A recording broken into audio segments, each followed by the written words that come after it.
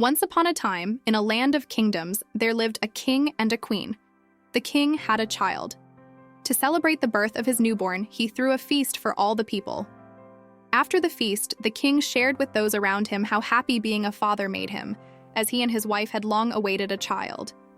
He then amused all the guests by telling them about his recent experiences of learning to change the baby's diaper.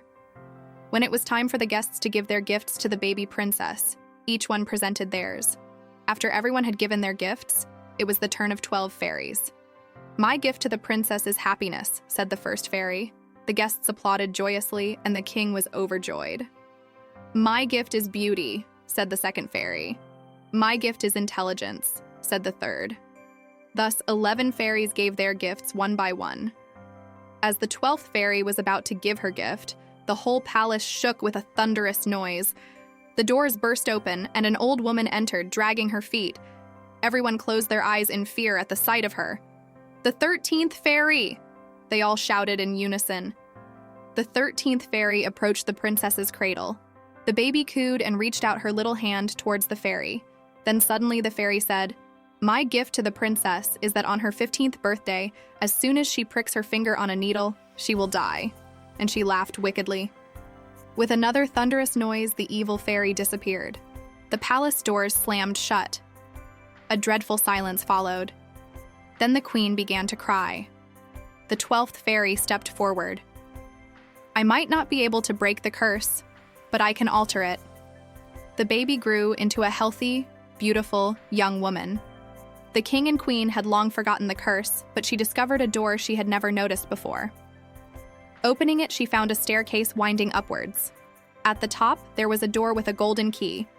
Upon opening the door, she saw an old woman inside a small room, spinning something on a wheel. The old woman: "Don't just stand there. Come, try it yourself." The woman extended the needle towards the princess. The sharp point of the needle pricked the princess's finger, and she collapsed to the ground. The entire palace fell into a deep sleep. Years slowly passed. The palace was forgotten. A handsome prince was passing by.